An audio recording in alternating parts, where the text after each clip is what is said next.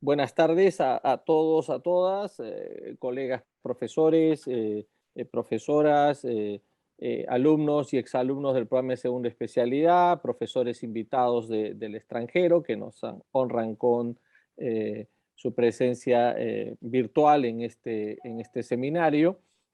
Quisiera darles a todos la bienvenida y por supuesto muy especialmente a el profesor Luis Ferney Moreno, ¿no? Que es profesor de la Universidad Externado de Colombia, es director del Departamento de Derecho Minero Energético, es profesor visitante de nuestra universidad y creo que ya va en el quinto año en nuestro programa de segunda especialidad. La verdad es que estamos muy contentos por eso, ¿no? Y por supuesto por la colaboración que la Universidad Externado nos está brindando durante todos los años en que venimos desarrollando nuestro programa y a partir del próximo año ya en el primer semestre con la maestría, la MADA, la maestría en Derecho Administrativo que vamos a iniciar a partir del 2021, ¿no? Ya con un semestre regular. Así que muy agradecidos, Luis, Ferney, por la colaboración tan constante del departamento, del grupo de compañeros, de profesores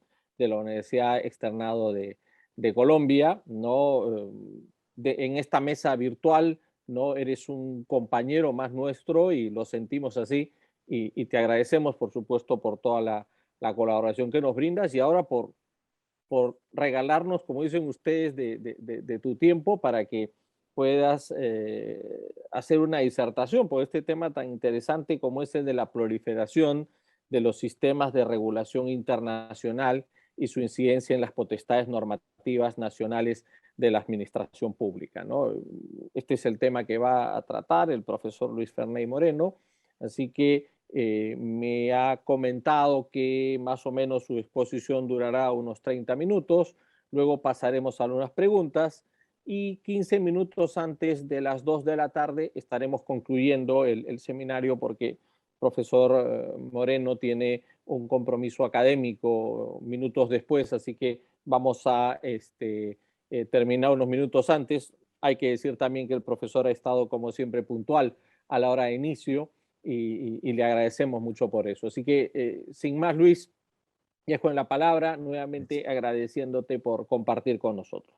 Bueno, muchas gracias, estimado Diego, profesor Diego, por la presentación y pues, de verdad, pues, por la invitación muy especial, que, pues, como usted bien lo dijo, llevamos 5 años.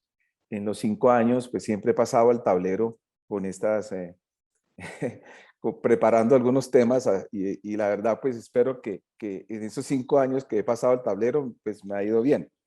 Eh, igualmente, pues siempre he tratado de como presentar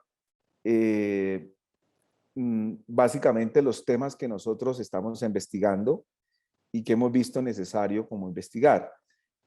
Por eso, pues, que agradecimientos profundos tenemos como universidad, como departamento, que nos den esta oportunidad de compartir con ustedes, con colegas, distinguidos profesores, compartir un poco lo que hemos investigado sobre el tema propuesto y más bien, pues, por supuesto, muy agradecido con ustedes por la presencia en este seminario y de nuevo, pues, estimado profesor Diego, muchas gracias. De verdad, pues, esta cooperación con la universidad, las dos universidades, es muy fructífera, es muy activa y ha sido muy productiva. Entonces, pues, vamos a, por supuesto, con estos resultados a seguir adelante, porque realmente, pues, han sido muy buenos resultados de cooperación académica. Bueno, muy bien. Yo tengo una presentación que la voy a compartir eh, de unas conclusiones que hemos llegado, eh, básicamente, que hemos llegado de esta investigación. pues nosotros, ¿por dónde arrancamos esta investigación? O sea, nos llamó mucho la atención desde los escritos de un profesor italiano, Cassini, y de Sabino Cassese. Nos llamó mucho la atención porque ellos hablaban de que el derecho más allá del Estado, ¿sí? El derecho va más allá del Estado-nación. Y en ese sentido, pues nos llamó mucho la atención. Igualmente nos llamó mucho la atención los escritos en el 2005 de estos profesores de la Universidad de Nueva York que le han incluso atribuido, digamos así, podemos decir, la paternidad de lo que hoy llamamos el derecho administrativo global, ¿sí? También nos llamó la atención los escritos de la misma, de la misma unidad de investigación sobre derecho público y teoría legal de la Universidad de Nueva York, que también están publicados desde el 2005.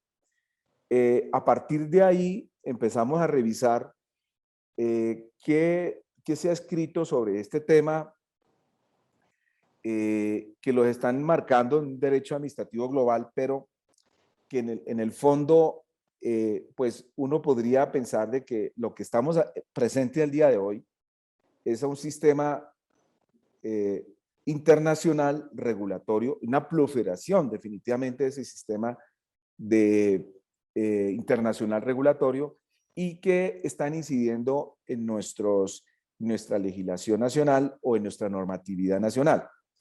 Y nosotros seguimos revisando un poco y nos encontramos que el profesor Barnés, el profesor que hace parte del foro, en el 2006 había escrito también, Jacques Chevalier, que es un profesor francés, que nosotros le tradujimos un libro muy importante sobre el Estado posmoderno, también hablando de esa proliferación de sistemas internacionales de regulación y que poco estudiado por la doctrina, sobre todo por la incidencia en nuestros sistemas normativos nacionales, ¿sí? También me encontré en esa revisión con un artículo del profesor Jaime Rodríguez Arana, hablando en un contexto general sobre el derecho administrativo global, y también en esa revisión, hablando de la proliferación de sistemas regulatorios internacionales, con un muy buen contenido en un capítulo del libro del profesor Pablo García Manzano, que básicamente es de la Universidad Complutense de Madrid, y que escribió un libro sobre las potestades normativas de las autoridades de regulación, pero dedica un capítulo a toda la proliferación de esos sistemas internacionales de regulación y su incidencia en los sistemas normativos nacionales. Bueno, y también pues revisamos algunos otros después del 2013 hasta la fecha, pero que realmente los que más nos orientó en esta investigación fueron los aquí mencionados. Por supuesto, habrán otras menciones que hay que hacer, pero que pues inclusive muy posiblemente algunos profesores, ustedes los presentes acá, que quizás pues no hemos alcanzado a revisar, pero que evidentemente estamos en construcción de esta línea de investigación. Entonces, estas son como las fuentes bibliográficas que hemos consultado, y por supuesto dentro de todas estas digamos, fuentes, hemos citado también mucho la OCDE en esto, acá, porque hay un par también de documentos sobre este tema. Bueno, entonces, ¿por qué estamos hablando de una proliferación de, digamos así, de sistemas internacionales de regulación o de regímenes internacionales de regulación? Y el origen de ese nuevo sistema, o más que nuevos, son el origen de esos sistemas o regímenes internacionales de regulación, fundamentalmente tenemos que partir de los tratados internacionales. Tratados internacionales que han permitido digamos, a nivel multilateral, por ejemplo, crear organismos que todos conocemos como la ONU, la OMC, el Banco Mundial, la Organización Mundial de la Salud, la misma OCDE, la Agencia Internacional de Energía, por poner un ejemplo, la Organización Internacional del Trabajo, la OMPI en materia de propiedad intelectual, pero no solamente multilaterales, sino también tratados internacionales regionales como los que ya conocemos, como el de la Comunidad Europea, como la Comunidad Andina, la misma CRIE en Centroamérica, y por qué no decirlo también, estos tratados internacionales bilaterales como los TLCs y los tratados de inversión. Todo ello ha sido un origen que hemos venido creando a nivel global con incidencia en nuestros sistemas normativos nacionales a partir de los tratados internacionales, o bien multilaterales, o bien regionales, o bien bilaterales. Pero además, también es importante ver que acompaña a ese sistema internacional de regulación, esa proliferación, por supuesto, de sistemas o regímenes internacionales de regulación, los acuerdos que se han creado de redes intergubernamentales de cooperación en materia de regulación. Y me refiero, por ejemplo, el clásico que siempre citan de ese tipo de redes intergubernamentales de cooperación de regulación, al caso del Comité de Supervisores Bancarios de Basilea. Ese es un ejemplo claro de una cooperación intergubernamental de cooperación para la regulación financiera, y que evidentemente mucho de la regulación financiera, como lo saben los presentes, mucho viene de esos lineamientos y directrices que se trazan en el Comité de Supervisores Bancarios de Basilea.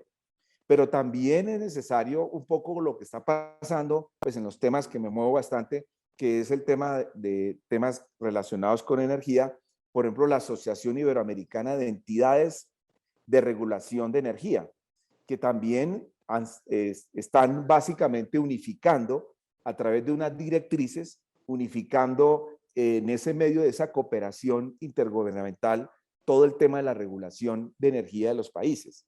En eso, pues, de hecho, por ejemplo, Perú tuvo la presidencia de la ARIAE hace 2 años, cuando el presidente Osimermin en ese entonces, ahora no recuerdo el nombre, fue el presidente de ARIAE en ese momento. Entonces, todo esto sumado a los acuerdos de organizaciones privadas de diferentes países, organizando, y perdonen un poco la redundancia, organizaciones internacionales privadas, también hacen parte de toda esa proliferación. Por ejemplo, el caso de la Organización Internacional de Normalización o Estandarización, la ISO. La ISO es un organismo, como ustedes lo saben, internacional, privado, que básicamente nace de la misma acuerdos de cooperación de organizaciones privadas, básicamente privadas a nivel internacional, y que vemos organizado una organización internacional de normalización y estandarización como el ASISO, que incide muchísimo en nuestra regulación técnica en nuestros países.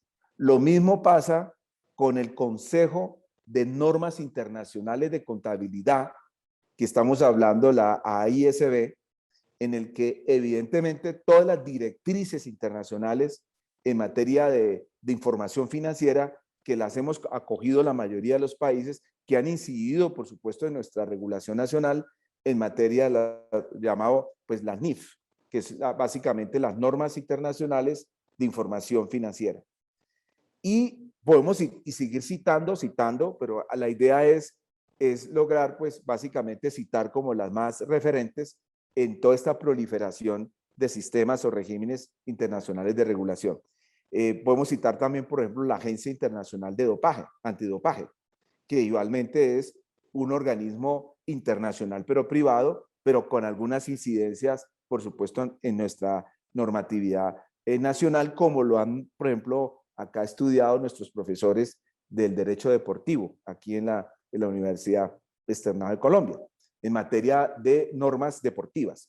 Entonces, todo este es el origen. Sí, el origen es unos tratados internacionales que no es nuevo para nosotros. El origen son acuerdos de cooperación intergubernamental, como el caso del Comité de Basilea. Tenemos acuerdos de organizaciones privadas de diferentes países que organizan organismos como la ISO o como el Consejo de Normas Internacionales de Contabilidad. Estos organismos, entonces, lo que han creado es un sistema de regulación básicamente internacional o un sistema internacional de regulación, como se quiera decir, en el que pues los más representativos, por ejemplo, es la misma ONU, ¿sí? Muchas de las decisiones de la ONU evidentemente tienen incidencia en los sistemas normativos nacionales. Lo mismo de la OMC, del Banco Mundial, del Organismo Mundial de la Salud, de la misma OCDE, en fin. Y lo que hemos visto es que las decisiones de esos organismos internacionales, de ese sistema internacional, a partir de organizaciones internacionales regulatorias, básicamente sus decisiones se materializan en lo que llamamos normas, pues por supuesto hard law o soft law. O sea, uno puede encontrar, como puede encontrar una resolución de la ONU con alguna incidencia en nuestra regulación nacional, también uno puede encontrar algunas directrices o algunos lineamientos que sería el soft law aplicado, que también lo aplicaríamos lógicamente en muchos casos en nuestra legislación nacional, en nuestro sistema normativo nacional. Lo mismo pasa con ese sistema internacional regulatorio de organizaciones internacionales mixtas, ¿no? Públicas y privadas, que las hay, de hecho, también las hay, que olvidé también decirlo, pero hay ese tipo también de organizaciones como lo que se menciona hoy en día del organismo regulador de gobernanza tecnológica de Internet, que es un organismo mixto entre público y privado, o el acuerdo sobre medidas sanitarias y fitosanitarias. Entonces, aquí lo interesante ver es que este tipo de sistemas internacionales regulatorios a través de organizaciones internacionales híbridas o las públicas, cómo usan el soft law, bastante el soft law. O sea, lo que son recomendaciones, directivas, lineamientos, pero que esas recomendaciones, directivas y lineamientos tienen cierta incidencia, como lo vamos a ver ahora, en nuestros sistemas normativos nacionales y cómo se incorporan, que es lo más interesante ahí. Lo mismo tenemos que señalar de las organizaciones internacionales privadas, que también pues han montado un sistema internacional regulatorio. Las ISO mismas pues son recomendaciones, básicamente se adoptan como recomendaciones.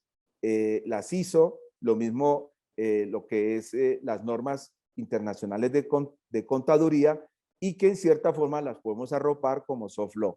Entonces, este sistema, digamos, o regímenes internacionales de regulación, por lo general lo que vemos es mucho soft law, ¿sí?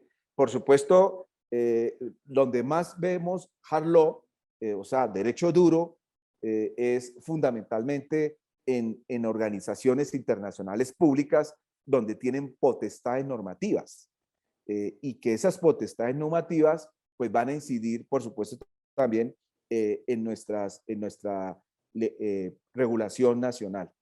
Entonces, hasta aquí lo que podemos ver es que vemos una proliferación de sistemas internacionales de regulación, públicas, mixtas, privadas, y básicamente se materializan sus decisiones a través de derecho duro, derecho suave, y que en cierta forma, pues que tienen todo ello un campo, un mundo grande e importante de normas que, pues, eso implica prácticamente unas especialidades. Bueno, esta proliferación, por supuesto, de sistemas regulatorios internacionales, pues tiene unos sujetos pues a quienes recaen fundamentalmente esos sistemas, ¿sí? Recaen sobre estados a veces, recaen sobre empresas, recaen sobre individuos, sobre organizaciones no gubernamentales. O sea, los sujetos de esos regímenes internacionales de regulación siempre van a ser o estados, o empresas, o individuos, o organizaciones no gubernamentales. Son los sujetos, ¿no? A quienes va finalmente, o por la vía de derecho duro, por la vía de soft law, va a recaer recaen en ellos esos sistemas internacionales. Pero ¿cuáles problemas son los que están planteándose en cuanto a esos regímenes internacionales regulatorios? Y ahí entra entonces todo ese movimiento que hoy se está hablando del derecho administrativo global, que se dedicó fue a estudiar eso, a estudiar lo que hemos visto es que toda esta corriente que nace pues, con la idea de CACESE, pero que realmente se materializó en la Universidad de Nueva York con estos distinguidos profesores de allá y que pues tiene unas excelentes publicaciones que incluso aquí en América Latina, pues ya en Iberoamérica, pues vemos algunos profesores profundizando en el tema. Ellos empezaron a estudiar qué es lo que estaban haciendo esos organismos internacionales públicos, organismos internacionales mixtos y organismos internacionales privados, para estudiarlos y determinar básicamente pues todas esas potestades normativas que tienen, bien por derecho duro o derecho suave, qué problemas se estaban presentando ahí o qué situaciones se estaban presentando en esos regímenes internacionales regulatorios. Entonces lo que puede uno sintetizar de lo que ellos han estudiado es que han encontrado una serie de problemas en esos regímenes que van desde la misma falta de legitimidad democrática, por ejemplo, en la expedición de normas que van a incidir justo en nuestras normatividades nacionales, pero que evidentemente la producción de esas normas en esos sistemas internacionales de regulación carecen un poco de legitimidad democrática, poca participación, digámoslo así, activa de los sujetos de esos regímenes o sistemas internacionales de regulación. También la falta de control jurídico en la expedición de esas normas, o sea, dificultades de control jurídico, como si lo tenemos, por ejemplo, en nuestros régimen nacionales. También el problema de lo que llaman accountability, es decir, el problema de responsabilidad en materia de responsabilidad por las tomas de esas decisiones regulatorias internacionales. El mismo déficit de transparencia en los procedimientos normativos que se adelantan en muchos de esos sistemas regulatorios internacionales. Entonces yo creo que el gran aporte que le está haciendo toda esta escuela nueva del derecho administrativo global es estudiar ciertas falencias que se están dando, pues traspolando un poco lo nacional y llevarlo a lo internacional y mostrando las carencias que tienen esos sistemas de regulatorios internacionales, que por supuesto son carencias importantes de tener en cuenta. Independientemente de esas carencias, o sea, independientemente de lo que está pasando con esos regímenes internacionales regulatorios, que muy bien esta escuela lo ha puesto de presente, de manifiesto, y que en cierta forma, pues, todos hemos venido estudiando los temas. Lo cierto es que estos regímenes siguen proliferando todos los días, ¿sí? Y todos los días hay incidencia de estos regímenes internacionales regulatorios en nuestro sistema nacional de regulatorios.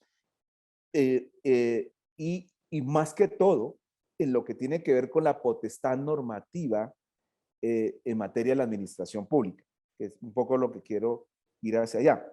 Entonces, ¿cuáles son los mecanismos que hemos usado los países para incorporar esos regímenes internacionales? son los mecanismos de incorporación de esos regímenes en nuestros sistemas nacionales normativos. Pues la formalidad siempre va a ser, si es un tratado internacional, pues siempre será básicamente pues una ley aprobatoria del tratado internacional que hará precisamente formalmente la incorporación de esos sistemas internacionales. De hecho, más adelante menciono que incluso nuestros reguladores nacionales muchas veces dicen, yo me rijo por la ley eléctrica nacional, pero lo que no saben es que también el país ha firmado una serie o hace parte de una serie de tratados internacionales que los aprueban por ley los congresos nuestros, aprobando, ratificando los tratados internacionales, y esas leyes evidentemente son legislación también nacional, el momento en que son aprobados por ley. Entonces muchas veces uno escucha a los reguladores nacionales diciendo, no, yo solamente me rijo por la ley eléctrica nacional, lo que no se da cuenta que evidentemente también se rigen por esas leyes aprobatorias de esos tratados internacionales. Yo ahora les pongo un ejemplo evidente que lo hay y que lo hemos vivido y se está viviendo en estos momentos. Ahora, ¿cómo también se incorporan todo este tipo de normas, digamos, internacionales a nivel nacional? Bueno, básicamente también como fuente material, a través de pues, todos esos acuerdos de cooperación entre reguladores, introducen básicamente todo esto como, todas estas, por lo menos si hablamos de normas, por supuesto, de derecho suave, como son los soft law, pues a través de acuerdos intergubernamentales de reguladores, por ejemplo, y lo he visto así, mucho de ello lo he visto en el caso de la regulación de electricidad con ARIAE. Entonces, por supuesto, la formalidad siempre va a ser, si es un tratado internacional, pues va a ser una ley, la incorporación. Ahora, ¿cuál es el tema de la incorporación? Aquí esto ha sido poco estudiado y eso es lo que, pues yo creo que aquí tenemos un gran reto, los que estamos dedicados a este tema del derecho administrativo, porque es cómo se incorpora todo este sistema. Ya sabemos que la formalidad va a ser si es un tratado, una ley, y si es básicamente, digámoslo así, decisiones internacionales privadas o etcétera, hay una forma de incorporarlos, lo hemos visto. Por ejemplo, en el caso de la Comunidad Europea o la Comunidad Andina, las decisiones andinas, como lo sabemos aquí, se incorporan de carácter inmediato en nuestras legislaciones nacionales, que de hecho, del paso, por ejemplo, en el sector eléctrico, mucha gente del sector eléctrico dice, no, yo solamente aplico la ley eléctrica colombiana, o incluso de Perú posiblemente están diciendo eso, pero es que nosotros también tenemos unas decisiones andinas en materia de electricidad. Y por supuesto es aplicable, porque el momento en que ratificamos ese acuerdo de la Comunidad Andina, evidentemente las normas que expide la Comunidad Andina son incorporadas inmediatamente por una aplicación inmediata en nuestros sistemas normativos. Por lo menos en el caso colombiano, entra inmediatamente las decisiones andinas en nuestro sistema normativo. Y eso evidentemente activa, de ahí en adelante va a activar toda la potestad normativa nacional. Hay otros que usan no una aplicación inmediata de esas normas internacionales o ese sistema regulatorio internacional, sino lo que usan un instrumento que es de armonización. O sea, lo que hacen es armonizar esa normatividad internacional, esos sistemas normativos internacionales, los armonizan con los nacionales. Un ejemplo de eso es la CRIE en Centroamérica. La CRIE es el mercado centroamericano de energía en Centroamérica. Ellos expiden unas normas para el mercado centroamericano de electricidad, pero que tienen incidencia en la regulación nacional de eléctrica de los países de Centroamérica. Entonces, lo que hacen los países centroamericanos con ese organismo regulador internacional es básicamente armonizan las dos normas. Las normas que expide el organismo regulador regional con las normas que se expide por los organismos reguladores nacionales. Entonces hacen una armonización las normas. Entonces, eso es una manera, no es una aplicación directa, es básicamente o inmediata y directa, sino básicamente una aplicación de las normas o la incorporación de ese sistema normativo internacional, como es el caso de la CRIE, en Centroamérica, se armonizan con lo nacional. Entonces, con el producto de esa armonización nace una nueva norma armonizada para el mercado eléctrico nacional. Entonces, nótese aquí como un ejemplo más muy claro, palpable, de cómo un sistema normativo internacional incide en nuestra potestad normativa de los organismos que son autoridades administrativas, hablando pues del Ejecutivo, de organismos reguladores, por ejemplo, como el caso de energía eléctrica, que tenemos nuestros organismos administrativos reguladores que inciden totalmente. ¿Y cómo inciden? Pues les toca armonizar, tienen que entrar a armonizar. Yo tuve la oportunidad de participar en esos labores de armonización entre Panamá y, por ejemplo, la CRIE. Y ahí donde me di cuenta, en la práctica, ya hablando de la práctica, me di cuenta de que cómo estos organismos reguladores nacionales están presionados, digámoslo así, a hacer esa armonización con esos sistemas normativos internacionales y están obligados prácticamente a expedir una regulación armonizada con base en lo nacional y teniendo en cuenta, por supuesto, sistemas regulatorios internacionales. Es un ejemplo de cómo sería pues, esa incorporación.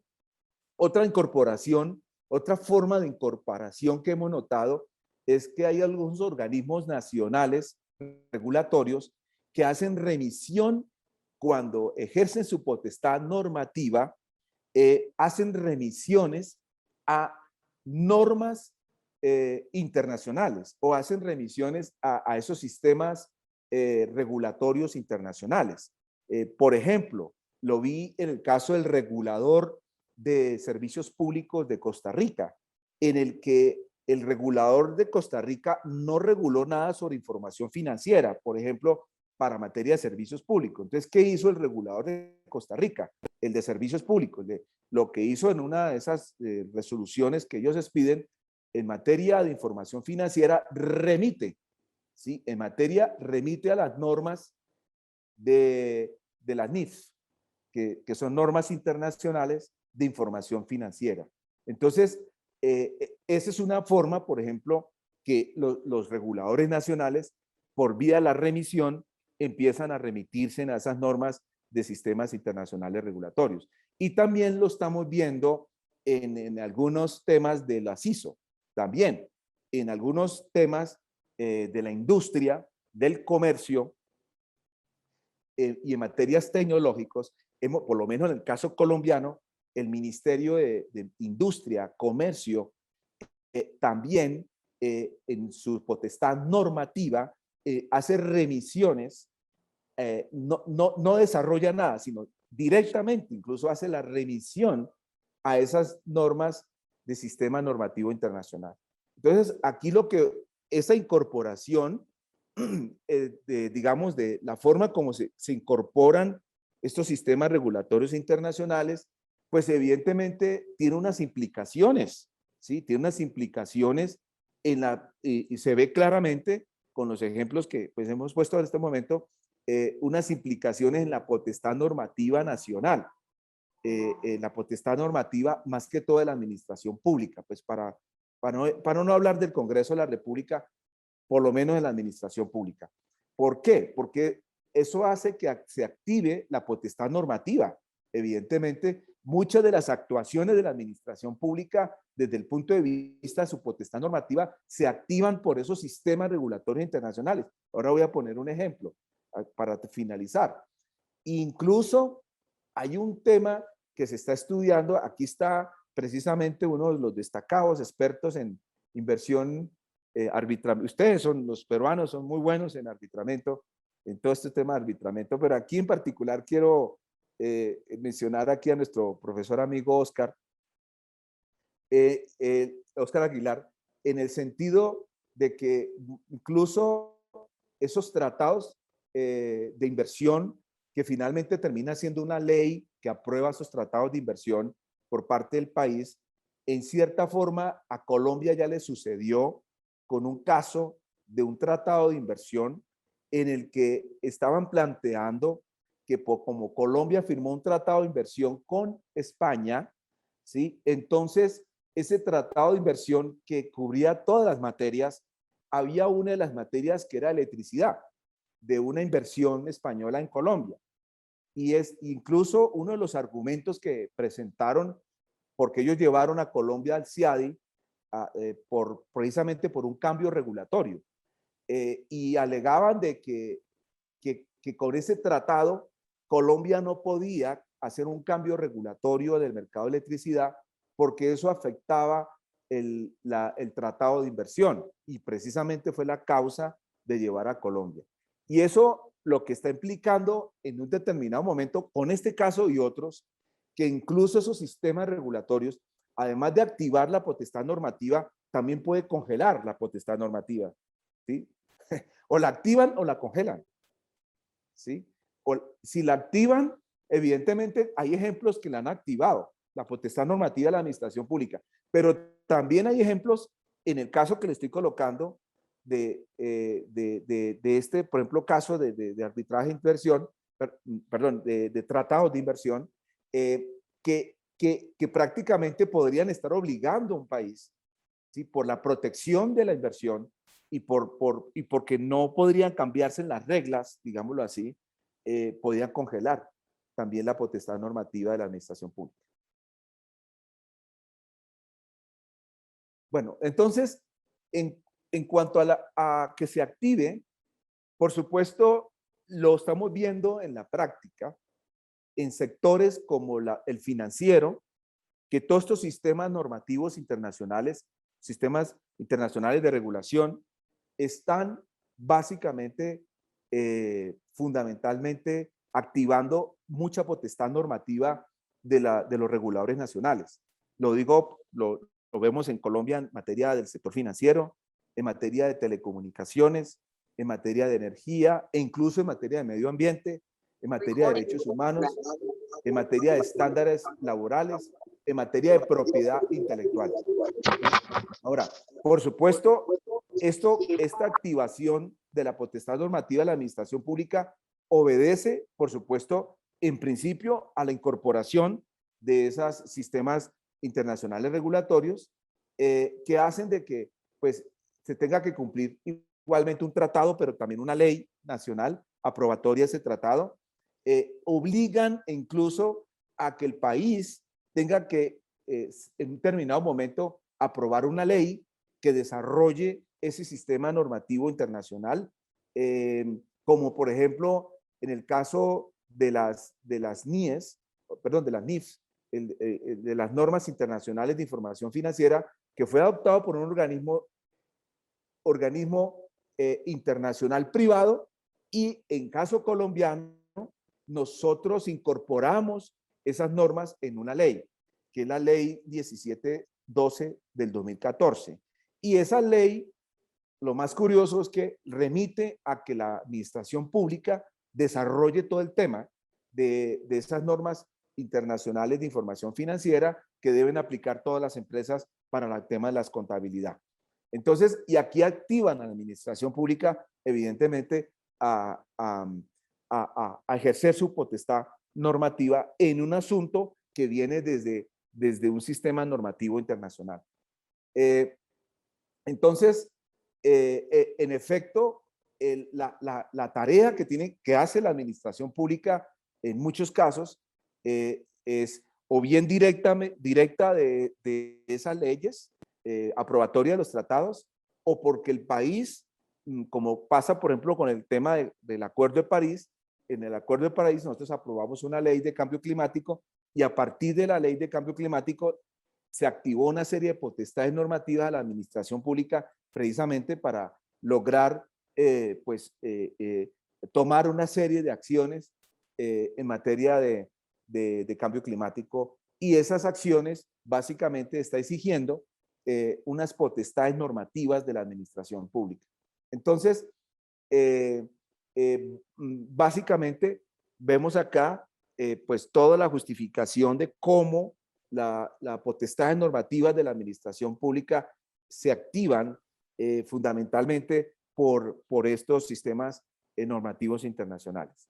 Y por supuesto, no faltaba más que quizás, no sé si ha sido el caso en el Perú, pero en el caso de Colombia, acabo de mencionar el caso de un congelamiento pues se está discutiendo el tema porque hay muchos de esos sistemas normativos internacionales que hacen de que tengamos un congelamiento normativo nacional. No solamente en esa materia, sino por ejemplo en derechos humanos.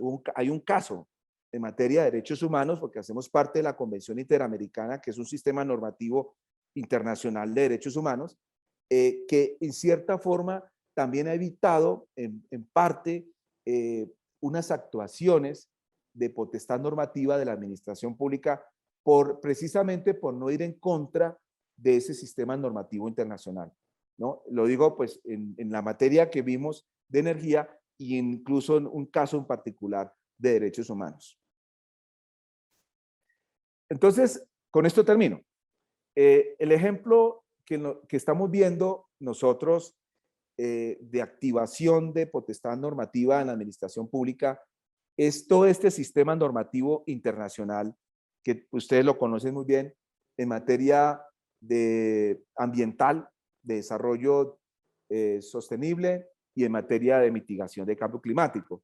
Estos son normas que incluso normas internacionales como la Convención Marco de Naciones Unidas de Cambio Climático, el Protocolo de Kioto es norma, ¿sí? Y que han sido aprobados pues, por nuestros países mucho, los Objetivos de Desarrollo Sostenible, que en el caso nuestro fueron adoptados también, el Acuerdo de París del 2015, que fue aprobado por ley, incluso con sentencia de la Corte Constitucional.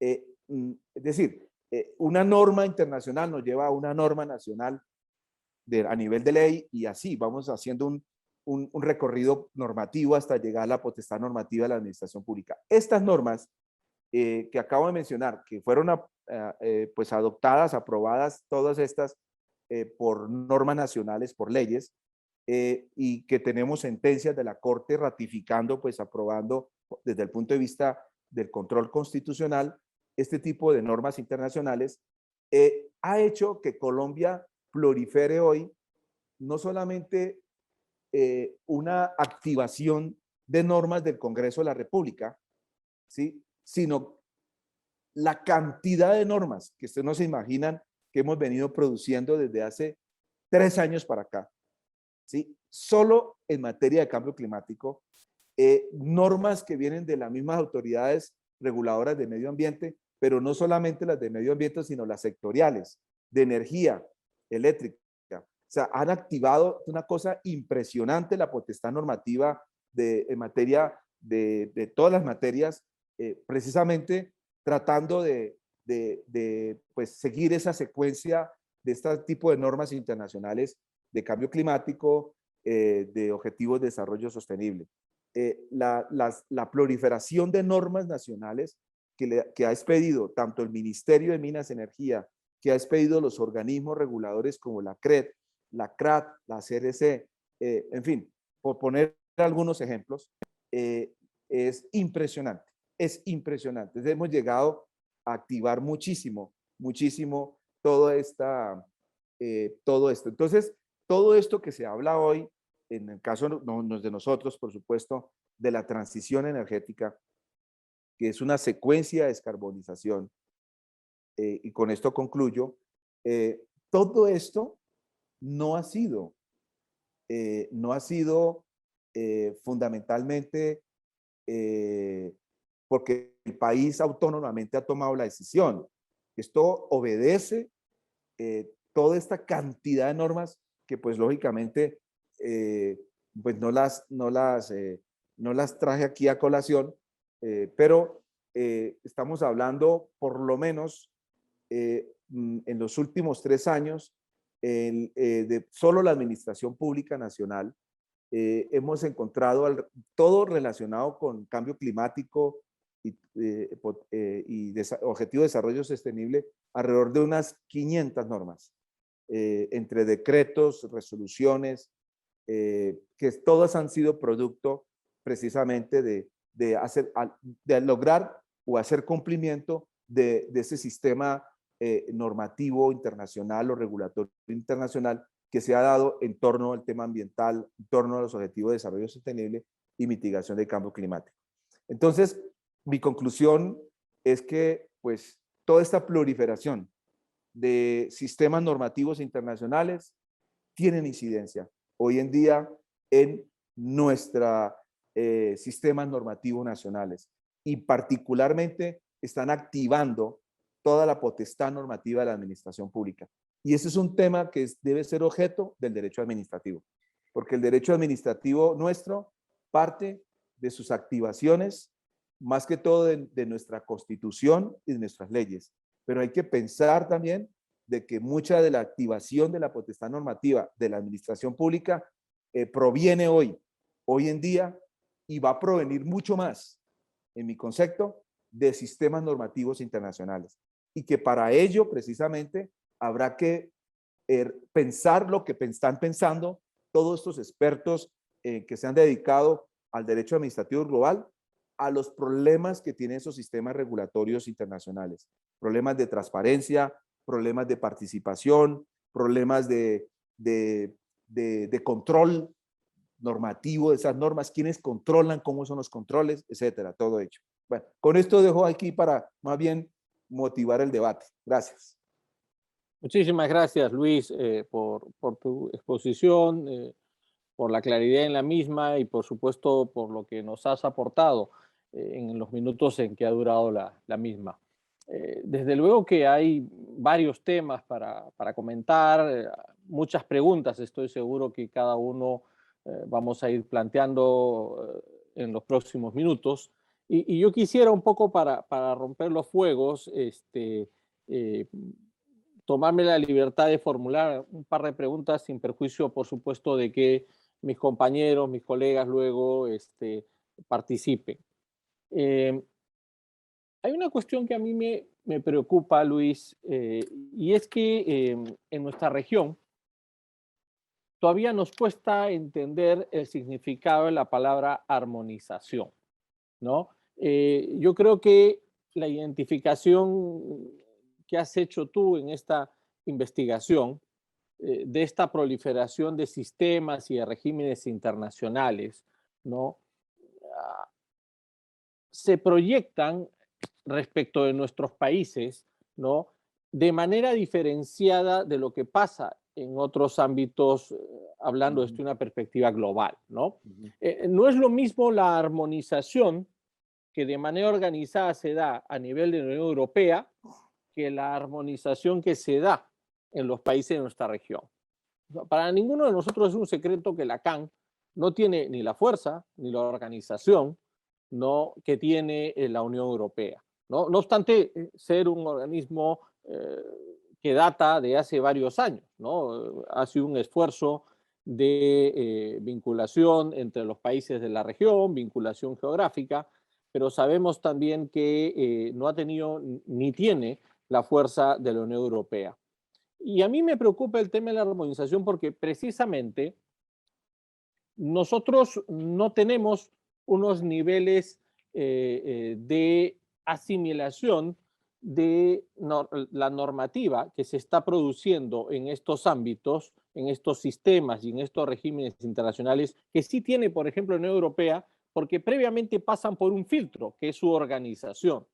En cambio, nosotros andamos muy individualmente en función a los objetivos de país, ¿no? Por ejemplo, entrar a la OCDE, ¿no? Ver que nuestras calificaciones en rankings en torno a lo que es riesgo país mejoren, ¿no?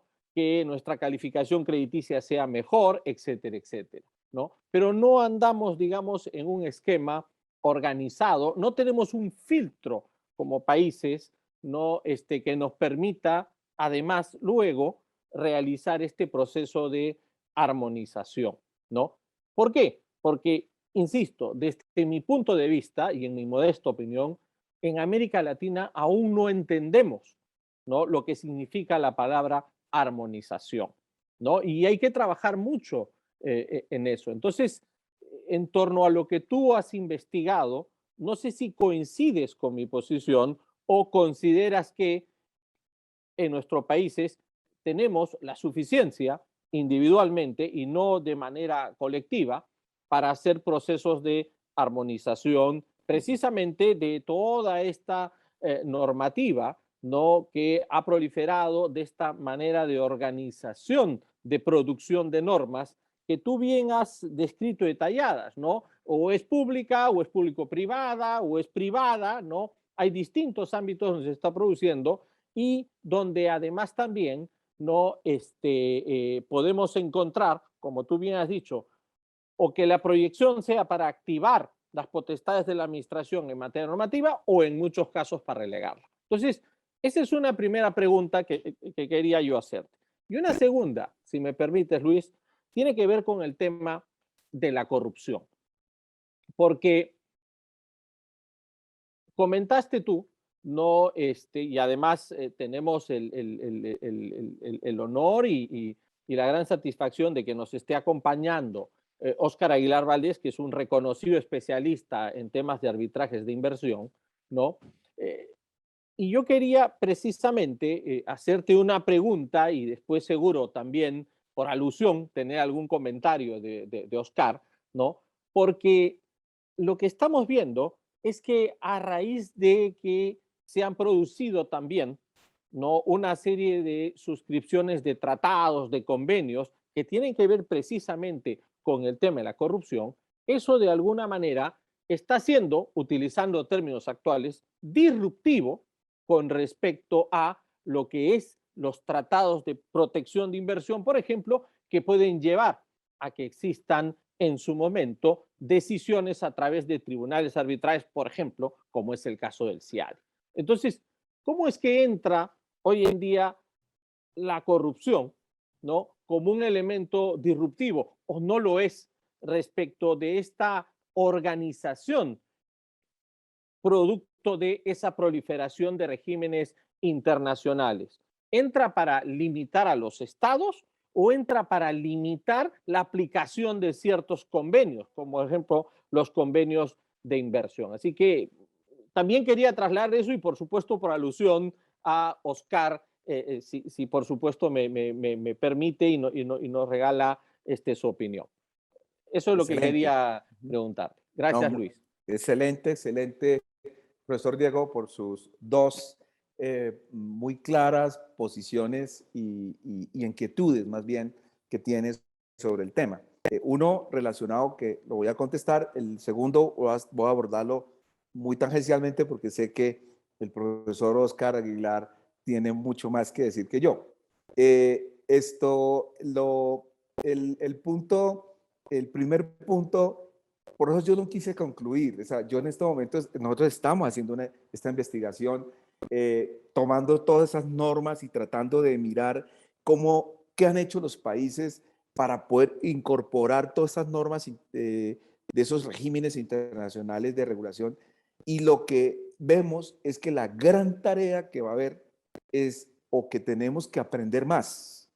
Los europeos ya han aprendido mucho, como usted bien lo señaló, armonizar, ¿sí? Armonizar. Porque aplicar directamente esas normas en los países, pues eso choca, ¿sí? Entran a chocar con nuestros sistemas normativos nacionales. Pero la armonización es la manera de incorporar, es una de las maneras de incorporar que puede ser exitosa, que puede ser como el mejor medio. Pero nosotros no tenemos, o en las materias que hemos venido estudiando, no tenemos mucha experiencia en armonización. Usted hizo la pregunta, poca experiencia en armonización, porque eso es una tarea, eso es ponerse a armonizar, ¿sí? Esas normas internacionales con los sistemas nacionales. Y más que todo, la armonización ayudaría porque la crítica que le hace esta escuela al derecho administrativo global a esos sistemas es que allá hay poquita transparencia, ¿sí? Poco control jurídico, ¿sí? Poca participación de los sujetos de esa regulación internacional.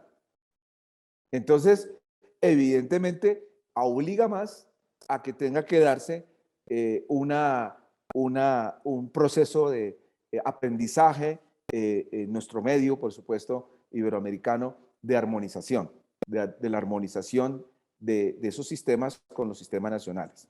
De hecho, ustedes conocen que tenemos un excelente amigo, el profesor Olivo, de República Dominicana. En el foro él hizo una conferencia sobre el tema. Lo abordó más general, nosotros lo estamos abordando más en potestades normativas, pero recuerdo mucho que uno de los temas que salió a flote es ese tema también de la armonización.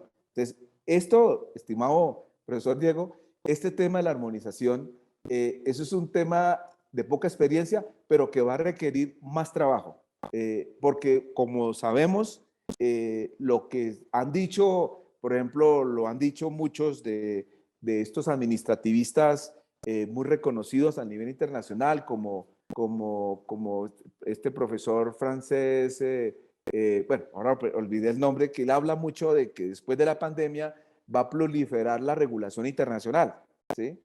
Y muchos están hablando esto, pero eso va a implicar evidentemente que nos preparemos o hacemos aplicación directa o armonizamos o remitimos, hacemos remisiones normativas a esos sistemas. Creo que los países tienen esa tarea por desarrollar. Bueno, sobre el segundo tema,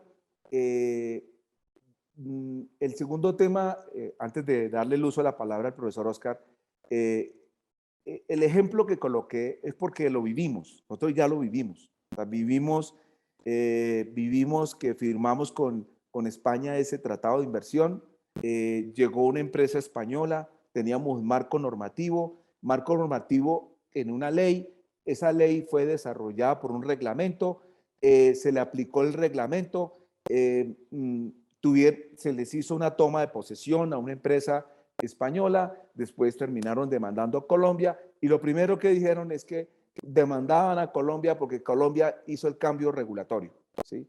Entonces aquí, en ese momento, cuando se conoció la demanda, aquí hubo todo un debate. El debate era, entonces ahora tenemos que hacer congelamiento regulatorio. Entonces, ¿dónde queda la soberanía del Estado en materia de potestad normativa? ¿Sí? ¿Cómo vamos a conservar el orden público? ¿Sí? ¿Cómo vamos a lograr el interés general? Si tenemos un tratado, o nos están diciendo que a partir de ese tratado, pues queda congelada la regulación colombiana, ¿sí?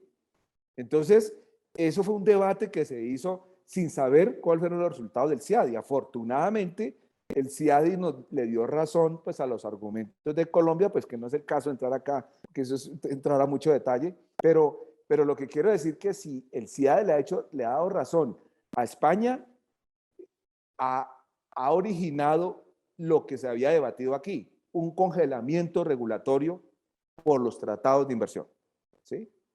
Pero afortunadamente no fue así, entonces pues lógicamente no tenemos un caso todavía de congelamiento regulatorio, pero que congelamiento regulatorio se está hablando mucho en materia de tratados de inversión, sí, se está hablando mucho de eso, porque un cambio regulatorio puede ser una causa para llevar al país a un arbitraje internacional. Perdón, Luis, ¿cuál era la empresa para ver el caso en el CIADI? Era Gas Natural Fenosa, que tenía la inversión en Colombia en el Itricaribe, en la costa atlántica. Ya. Ese laudo vale la pena, es un objeto de estudio, porque ahí se analiza todo el tema de los cambios regulatorios y todo de los países. Bueno, el de Glencore es otro también importante, ¿no es cierto? Ese también, sí, ese también. Claro, claro. Luis, muchísimas gracias y por supuesto por la alusión. Le doy la palabra a nuestro colega, amigo, el profesor Oscar Aguilar Valdés. Adelante, Oscar. Bueno, Diego, muchas gracias y bueno, felicitaciones, Luis, excelente tu presentación, muy clara, muy erudita y realmente muy ilustrativa, ¿no?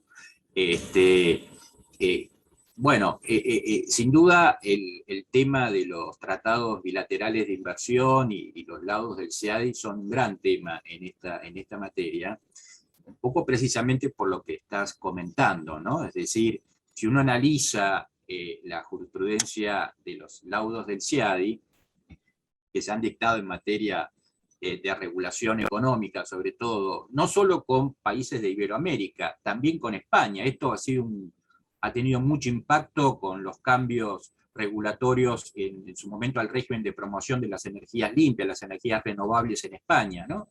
Que hizo que el Reino de España llegara a un momento que fuera el país que más demandas nuevas tenía en CIADI, por esta razón. Y bueno, claramente, no en todos los laudos, pero sí en una gran mayoría, el problema que hay es que llevan a una suerte de estabilización de marcos regulatorios, ¿no? Y el problema está, tal vez, o hay varios problemas. Digamos, la razón histórica de los arbitrajes de inversión y los tratados bilaterales originalmente era evitar lo que se llamaban las confiscaciones, ¿no? Es decir, la Revolución Islámica en el año 78, que acabó con todas las concesiones petroleras que había dado ya de Persia, por ejemplo, ¿no? O alguna anulación de algún contrato de concesión en el norte de África y demás. En general, en materia regulatoria, los laudos del CIADI no ponen énfasis en que ha habido supuestos de expropiación, que sería que en el orden internacional la expropiación es lo que nosotros llamaríamos confiscación, es decir, es la toma de un activo sin a cambio haber pagado una indemnización equivalente, ¿no es cierto?, que sea justa y razonable según una fórmula internacionalmente adaptada, que es la fórmula Howell. El problema es que estos tratados tienen un estándar de tratamiento que es muy vago, que es el trato justo y equitativo. Y es a través de ese estándar de tratamiento donde los tribunales han, a mi juicio, en algunos casos, han pasado una raya de lo razonable y realmente han impedido, terminan impidiendo que los estados puedan ejercer libremente la necesidad de cambios regulatorios. Y el riesgo regulatorio es algo que está íncito en la actividad regulada. Es algo que está íncito. Entonces, el problema que allí, digamos, creo yo que se plantea es cómo poder armonizar ahora regulaciones internas con la posibilidad de que el día de mañana eso genere una responsabilidad internacional del Estado regulador, cuando además generalmente la administración o el gobierno que produce los cambios no es después el que tiene que hacer la defensa en los tribunales y mucho menos pagar los laudos, ¿no? Y eso sin duda genera un problema tremendo, porque ahí entra el problema de la legitimidad que vos señalabas, ¿no? Es decir, mal que mal, a los reguladores nacionales, al final del día, el orden constitucional, que es el que los legitima, les da una legitimación democrática. Si se equivocaron, está el voto para castigar, no a los reguladores, que no se los vota, pero sí a quien ellos en última instancia dependen. En cambio, a los árbitros del CIADI no los elige nadie. Entonces, allí hay un problema que es serio, porque el sistema arbitral ha derivado en una suerte de control de la regulación, que no era el sistema original o la finalidad original prevista para estos sistemas. Entonces, eso sin duda ha provocado problemas. Y a eso, sobre todo, si se hace una interpretación extensiva de un concepto muy, muy importante, ¿no? Que es la confianza legítima, ¿no? Es decir, ¿cuál es el grado de confianza legítima que un inversor puede tener de que no se van a cambiar las reglas de juego?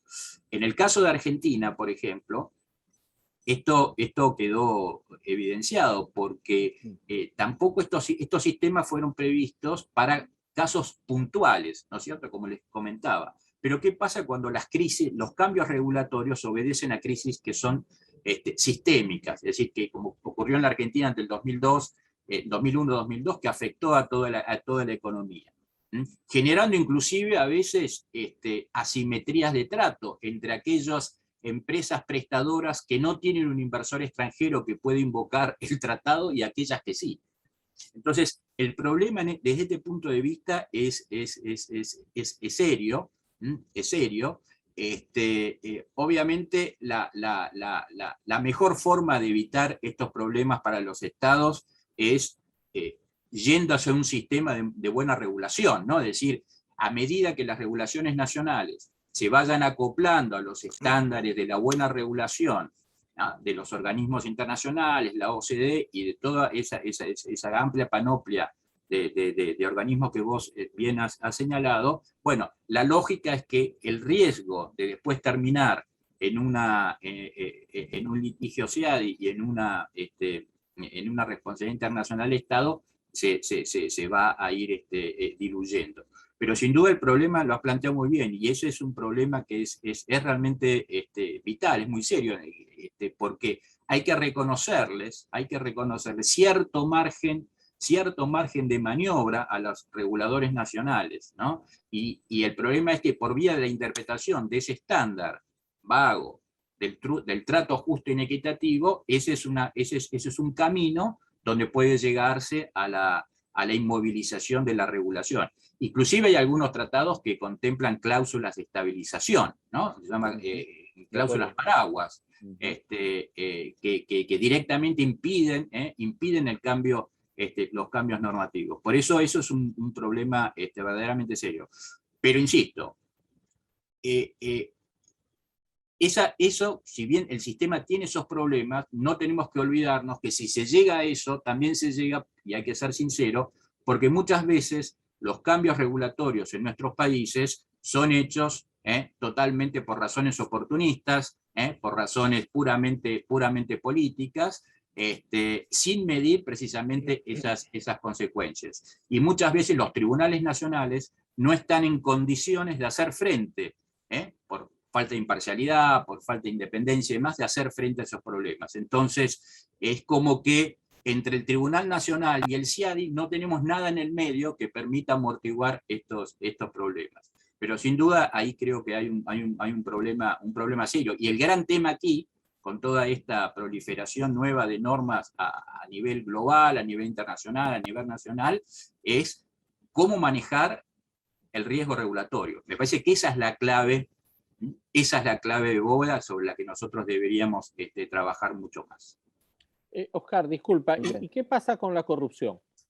¿Cómo es que la corrupción entra en estos casos? Porque ya estamos viendo ya escenarios en los que precisamente la corrupción está incorporándose como un elemento de análisis ya hace algún tiempo de los tribunales arbitrales en temas de inversión. Sí, claramente, digamos, la protección internacional se da a la inversión legítimamente realizada, ¿no? Cuando esa inversión es hecha o se puede probar que ha sido hecha a través de actos de corrupción, eso no puede tener el amparo, no debería tener el amparo de ningún orden internacional, porque la lucha contra la corrupción también es hoy uno de esos principios del derecho global que bien Luis señalaba antes, ¿no es cierto? Eso sin duda ha ocurrido. Hubo un caso de Argentina que precisamente que es curioso, era una empresa que tenía un contrato con el Estado para la provisión de los documentos nacionales de identidad, y que para obtener esa concesión había cometido un acto de corrupción con las autoridades de ese momento. Cuando vino la crisis del año 2002, se incumplió, el Estado rescinde el contrato y la empresa, que era una empresa alemana, deduce un reclamo ante la República Argentina en el CIADI, fundada en la expropiación, el trato injusto, inequitativo, etcétera, etcétera. Pero aquí, y mira, y aquí entra a jugar otra de esas normas internacionales, o de eficacia nacionales, pero de eficacia transnacional, que es la Foreign Corrupt Practice Act. Esta empresa necesitaba levantar capital en Wall Street.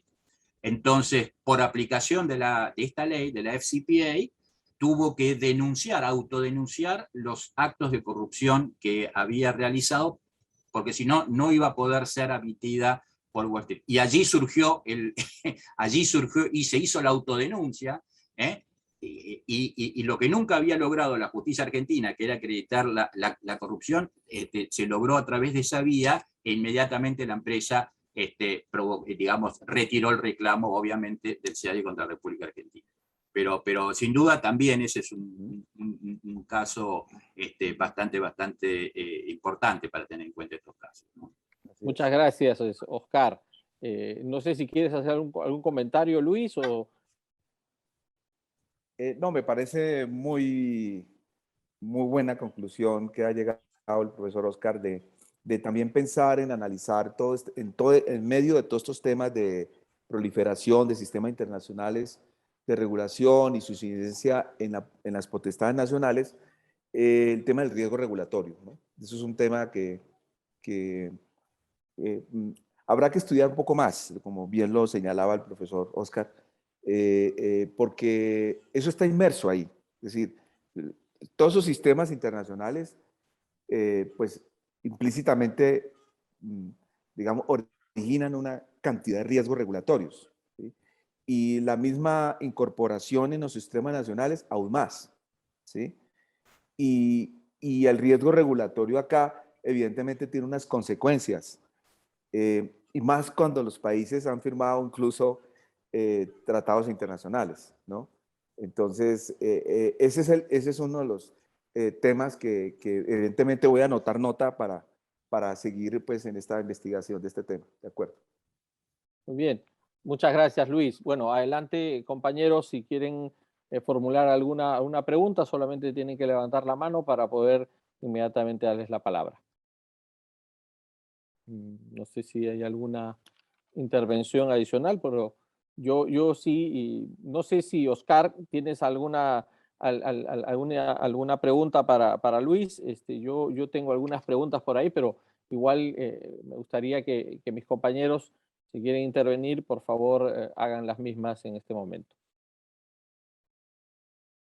Yo quisiera hacer una pregunta, es que usted me permite. ¿Cómo están viendo ustedes en Perú este tema? Yo sé que en Perú ustedes son muy internacionales. Han adoptado una serie de sistemas internacionales regulatorios en Perú. ¿Cómo lo están viendo? Pero yo creo que pues, es una pregunta general para todos en general. Pero creo que el profesor alzó la mano, el profesor, es que no veo aquí el nombre, pero Miguel Ángel Reyes. el profesor Miguel Ángel, ok. Bueno, adelante y luego seguro que alguno de nuestros Ok, colegas de Perú va a perfecto. contestar a tu pregunta. Adelante, Miguel Ángel. Muchas gracias, Diego, por la invitación. Muchas gracias, Luis, por la excelente charla, a don Oscar por su excelente intervención. Y una pregunta muy contingente. Yo soy de Chile, y Chile estamos en un proceso de cambio institucional desde la Constitución, una asamblea como la que ustedes tuvieron en el año 91, y quería consultar específicamente sobre eso, ¿qué rol cumple este cambio constitucional que tuvieron ustedes en el 91, que tuvo Perú y que está probablemente plantea el presidente Castillo tenerlo nuevamente? Y en el caso de Chile estamos también bien, podría tener en esta, respecto de los tratados que se hubiesen aceptado conforme a la normativa anterior versus cómo continúa su vigencia. Muchas Ya, gracias. pues muy retadora la pregunta. Porque voy a presentar un caso. Nosotros, como hacemos parte de la Convención Interamericana de Derechos Humanos, en nuestra Constitución creamos la figura, no sé cómo se llamará en estos momentos en los diferentes países, pero la figura del procurador general de la Nación, que más que todo es como un defensor, digamos, del Estado de Derecho, pero al mismo tiempo tiene facultades disciplinarias. Entonces, resulta que la Constitución, pues básicamente se creó la Procuraduría y con facultades para sancionar. Entonces, las facultades sancionatorias fundamentalmente que le dieron la ley, le dio a la Procuraduría, básicamente le dio para cualquier funcionario, incluso nombrado o elegido. Pero en la Convención Interamericana hay una norma que dice que los servidores de elección popular solo pueden ser sustituidos por jueces. Y esta Procuraduría evidentemente no es un órgano judicial, entonces, o no es considerado un órgano judicial. Entonces, ¿qué pasó?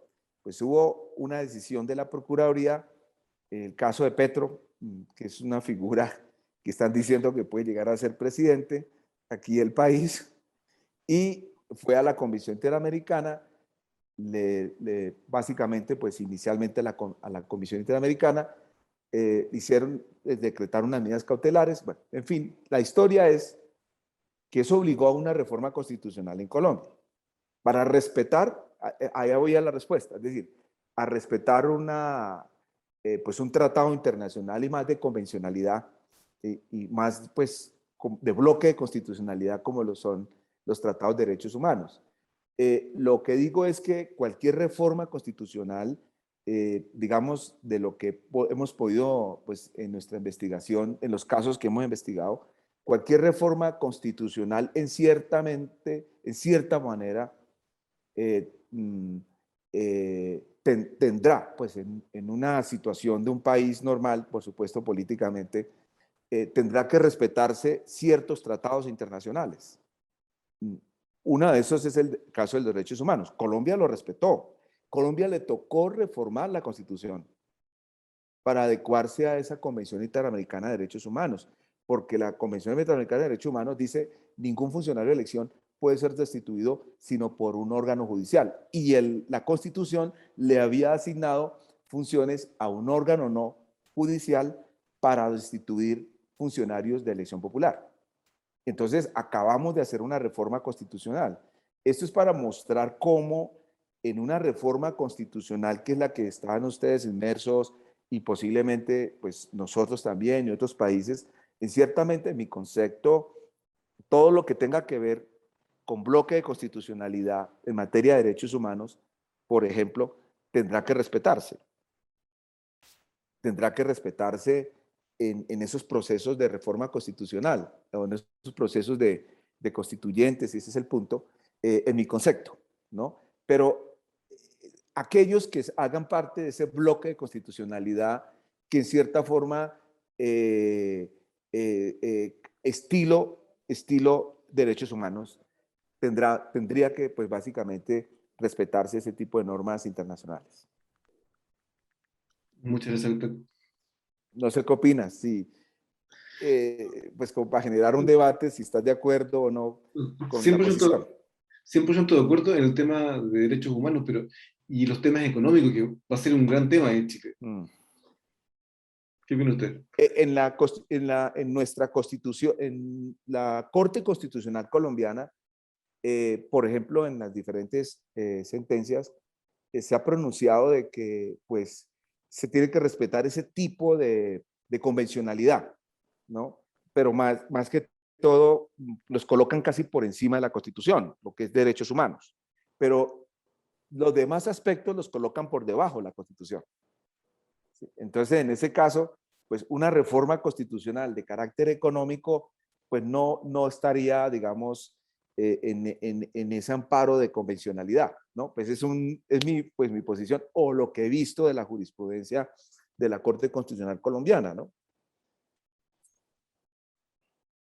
Muchas gracias, doctor. Va a ser un gran tema de debate justamente en Colombia, de acuerdo. En Chile y en Perú también. Así es, así es. Muchas gracias. De acuerdo. Oscar, creo que querías intervenir hace un momento. Adelante.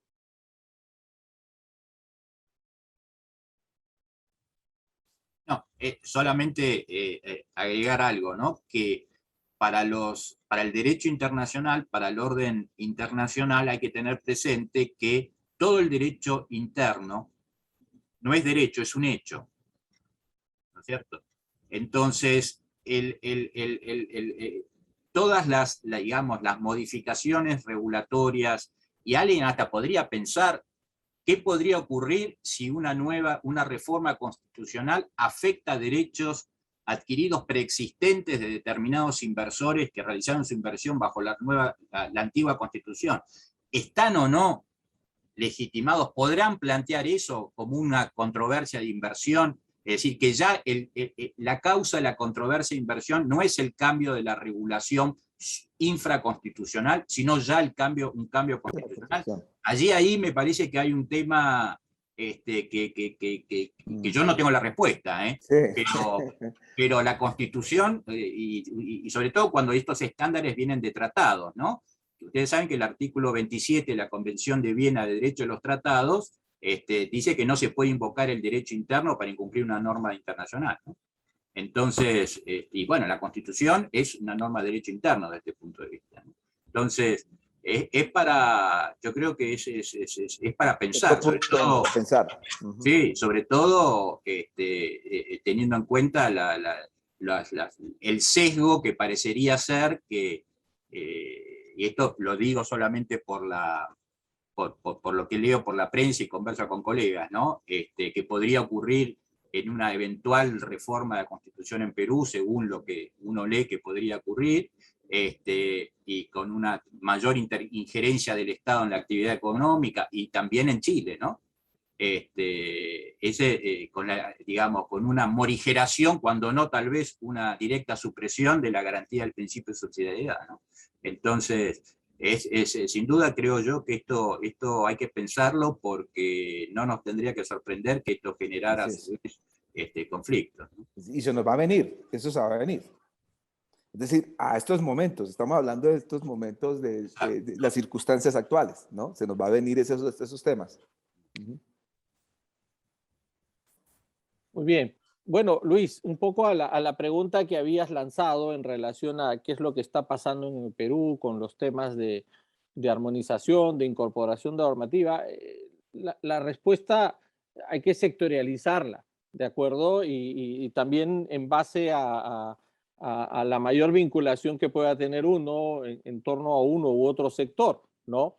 Te podría decir, por ejemplo, que en el caso del sector telecomunicaciones, ¿no? Que es un sector que varios colegas que están aquí presentes conocen muy especialmente, por ejemplo, el caso del profesor Moscol, que ha trabajado mucho tiempo en el regulador. Bueno, creo que nos está acompañando esta vez Rafael Muente, que es el presidente actualmente del regulador, pero lo que quería decirte es que en el caso, por ejemplo, de este sector, ¿no? Siempre ha habido una articulación hacia lo que es la normativa aprobada, digamos, a nivel supranacional, o que ha generado regímenes internacionales, sea por convenios, por ejemplo, el caso de la ITU, ¿no? O sea, a través de los acuerdos que se adoptan en la Comunidad Andina de Naciones. Muy recientemente, ¿no? Bueno, ya no hace tanto tiempo, creo que hace unos meses ya, se aprobó aquí trasladar una serie de disposiciones de la Comunidad Andina en torno a lo que es el roaming, ¿no? Esto que en Europa está tan superado ya, ¿no? Porque tú ya no necesitas hacer ningún cambio de operador, sino que es automático, ¿no? Es más, o sea, ya ni siquiera se habla de roaming en Europa, sino que automáticamente tú, a través de los convenios que hacen los operadores, inmediatamente estás conectándote con las otras redes, ¿no? Y además teniendo a disposición, por supuesto, Internet y todo aquello que supone el tener un servicio móvil, ¿no? En el caso de América Latina, en nuestro caso, a raíz de esta disposición de la Comunidad Andina, se está trabajando en la incorporación precisamente de esa disposición, que lógicamente va a tener un efecto importante entre los países de la Comunidad Andina, pero muy limitado a ese espacio, ¿no? Por eso es que poco lo que te decía yo es que al no tener nosotros organizaciones o al no haber institucionalizado, ¿no? Esta vinculación entre los países, sino haberla atomizado, porque claro, tenemos Comunidad Andina, tenemos Mercosur, ¿no? No hay, digamos, una claridad respecto de la proyección que tengan tanto uno como el otro, porque de hecho no han crecido, creo que al contrario han decrecido, ¿no? en el objetivo que tenían. El tema de este proceso de armonización se ha atomizado también para ciertos aspectos, ¿no? Donde sí ha habido un trabajo muy intenso en los últimos años, digamos que también se paralizó, fue en torno a los ajustes que habían para poder, digamos, ser elegible e ingresar en la OCDE, ¿no? Eso fue un incentivo en su momento que hizo que se incorporara, ¿no? El tema del análisis de impacto regulatorio, ¿no? Y una serie de formatos, ¿no? Para que se fuera, digamos, modificando y articulando nuestra normativa y armonizándola de acuerdo a las características, ¿no? propias de aquel país que ingresa, ¿no? en el ámbito de la OCDE. No conseguimos el objetivo, como sí lo hizo Colombia en su momento. Nosotros sentíamos que estábamos en la carrera también, pero lamentablemente nos pegamos un frenazo por la gravísima crisis política que hemos tenido y que aún tenemos en nuestro país, ¿no? Y sumada además a los problemas de la pandemia y el actual problema económico, ¿no? Entonces, un poco la respuesta, insisto, es más sectorializada, ¿no? Te he puesto un ejemplo nada más de lo que por lo menos conozco en telecomunicaciones, pero me parece que el profesor Kayran Poma quería también hacer algún aporte. Adelante, Alberto. Sí, yo en realidad en la línea de lo que ha dicho el profesor Segarra, ¿no? Advierto que en tema de armonización hay muchas diferencias entre lo que sucede en la Unión Europea y lo que sucede en Latinoamérica, ¿no? Y creo que en el caso ya de Sudamérica hay un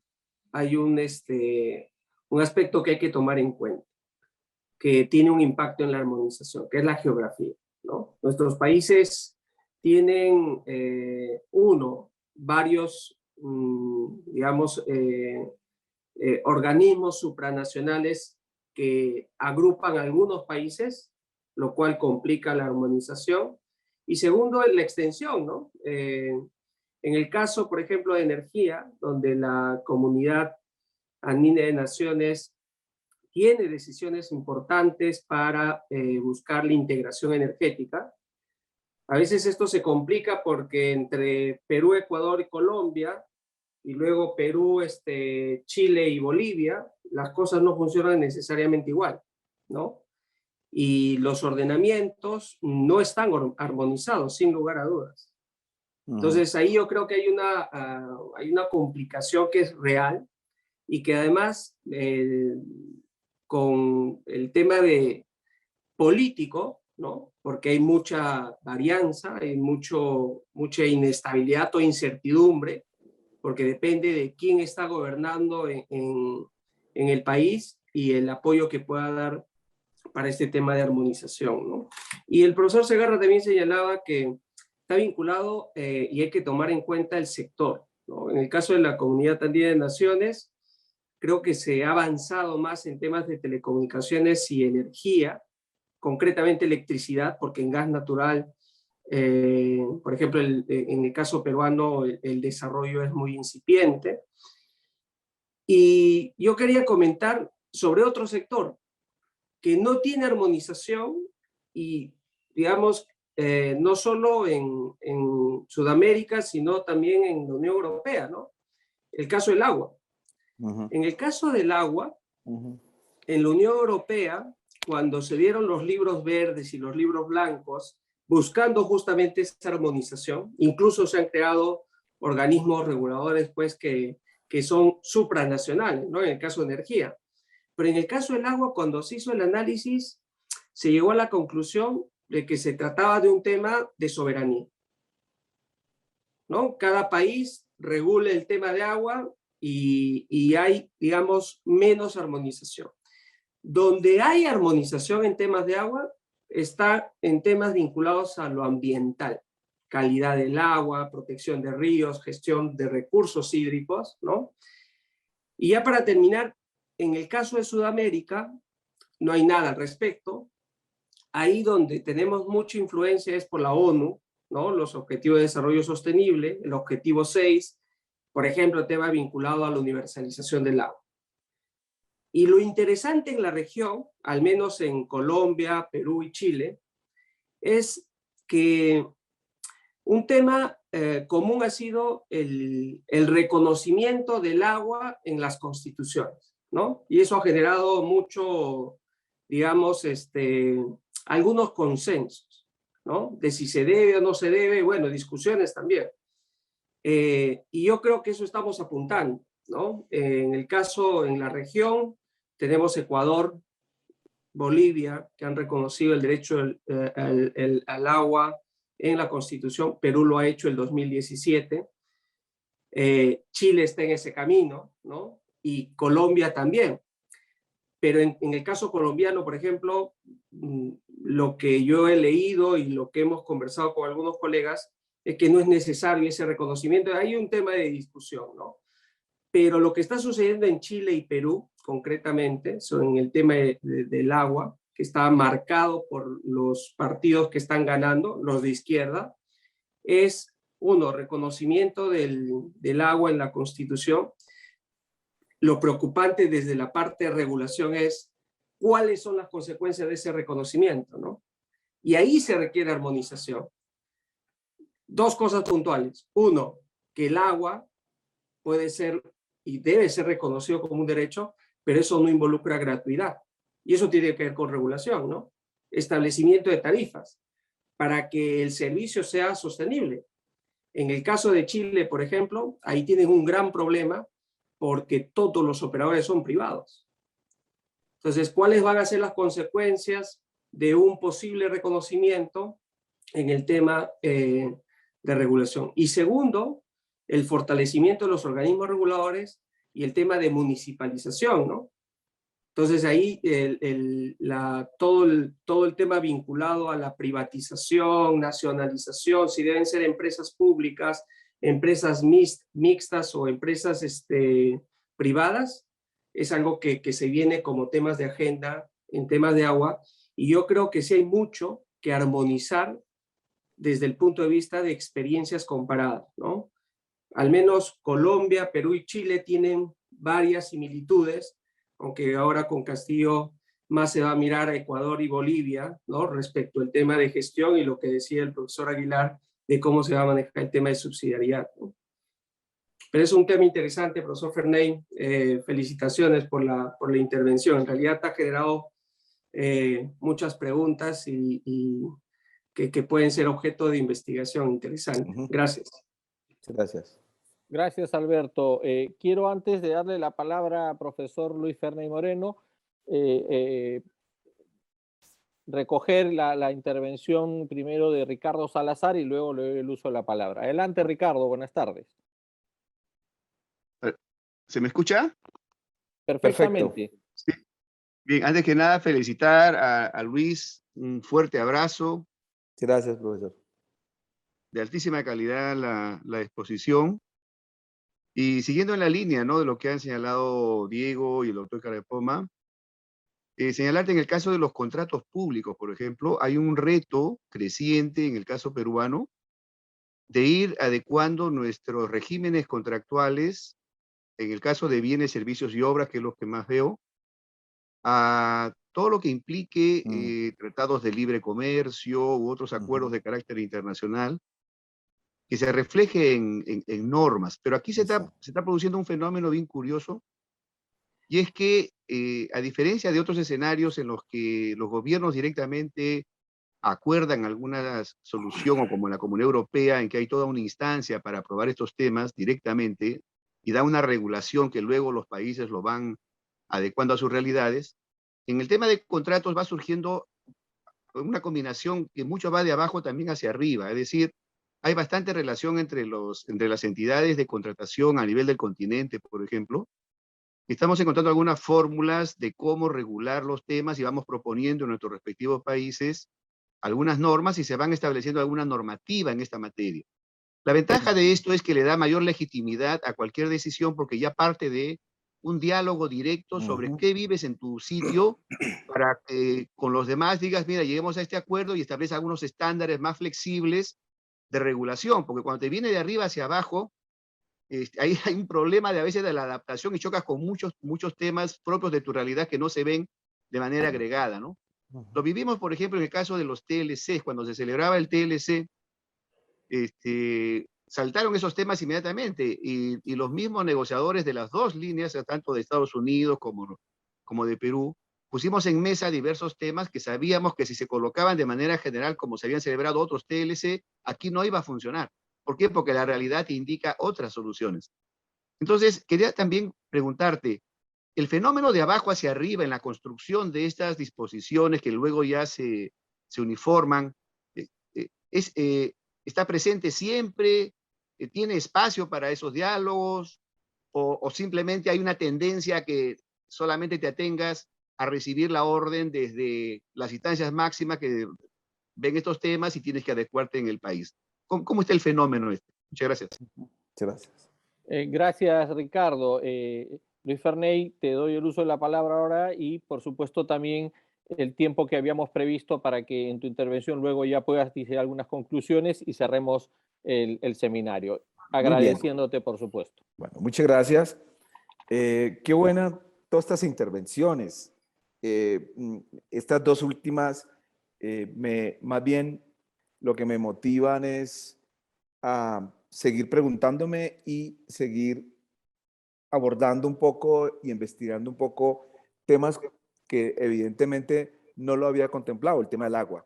Y aquí eso me hago una pregunta. Entonces, en el agua, de acuerdo a la excelente exposición del profesor Alberto, en el caso del agua, lo que observo es que quizás también se ha creado un sistema internacional regulatorio en relación del agua, en torno del agua, y yo creo que puede estar en el contexto del medio ambiente, ¿no?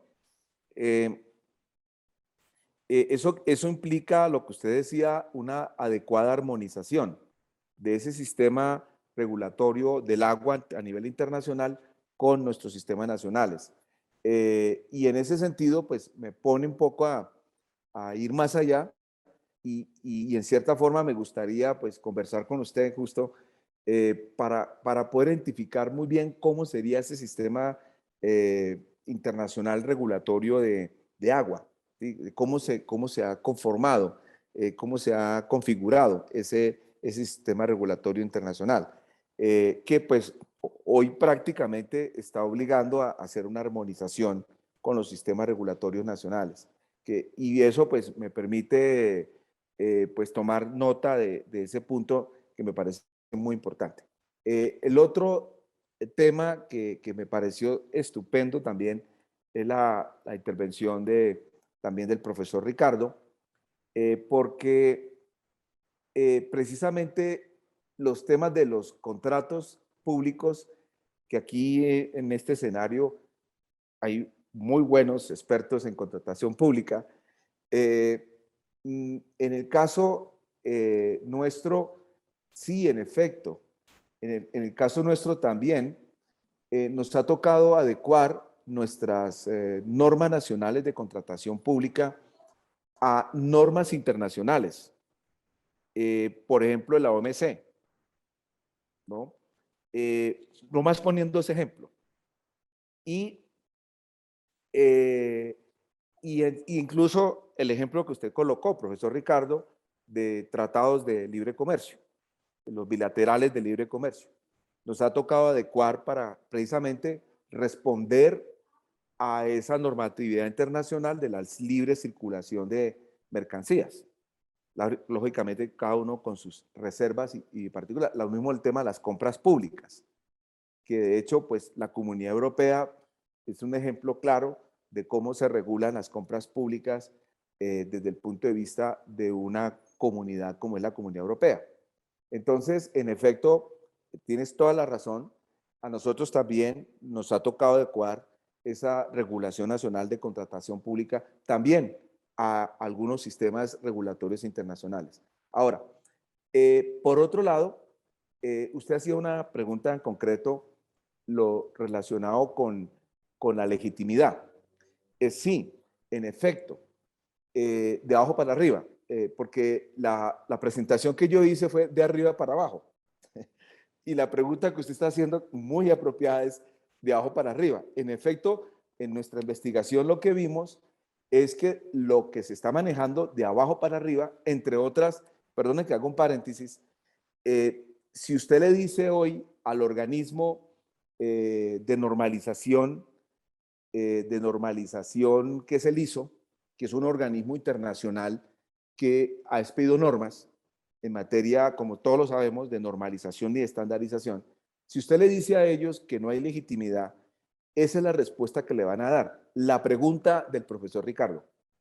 La pregunta del profesor Ricardo la responde inmediatamente ese organismo internacional privado. Y dicen, no, es que nosotros somos un organismo internacional privado que sí, que emitimos unas normas internacionales, pero ¿quiénes participan en la emisión de esas normas? Participan precisamente los organismos de estandarización nacionales de los países. Entonces, en ese sentido, dan una respuesta de legitimidad, pues que esas normas están legitimadas de abajo para arriba, porque los que participan en la creación, al final, son los países, los organismos nacionales que hacen parte de ese organismo internacional, ¿no? Entonces, ahí uno podría pensar, y dándole la respuesta, que en efecto también otro ejemplo de legitimidad de abajo hacia arriba es el caso de la Comisión de Basilea, porque la Comisión de Basilea evidentemente está participando organismos, pues es una comisión intergubernamental. Entonces, quienes participan en el diseño de esos lineamientos en materia bancaria internacional, pues son los mismos organismos reguladores nacionales. Entonces, esos mecanismos de cooperación hacen en cierta forma que se pueda presentar una cierta legitimidad cuando se dan directrices internacionales en torno a un mercado, como el caso financiero, pues, y básicamente esas directrices son basadas en un consenso de cooperación intergubernamental donde participan diferentes países. Entonces, ahí podríamos ver una cierta legitimidad de abajo, por supuesto, basado en esa participación de los nacionales en esos organismos internacionales que evidentemente, pues, o expiden normas con las características de hard law o con características de soft law, ¿no? Muchísimas gracias, Luis, por tu participación, por supuesto, por la extraordinaria exposición y por haberle dado este seminario el aporte que indudablemente nosotros esperábamos, porque yo creo que todos hemos aprendido mucho, no solamente del intercambio, sino principalmente de la exposición de esta investigación que tú vienes realizando con el equipo del Departamento Bioenergético de la Universidad Externado de Colombia. Te agradezco mucho, por supuesto, nuevamente. Agradezco muy especialmente la presencia de Oscar Aguilar, que nos ha ayudado mucho a complementar y aportar, por supuesto, con las consideraciones, y a todos los colegas que han intervenido y que han asistido, así como a nuestros alumnos y exalumnos del PCI, a los adjuntos y a los asistentes de docencia del curso de Derecho Administrativo del área de Derecho Administrativo de la Universidad Católica. Muchísimas gracias nuevamente y hasta nuestro próximo seminario. Muchas gracias, Luis. Muchas gracias a Muchas ustedes, gracias, Oscar. a todos. Muchas gracias.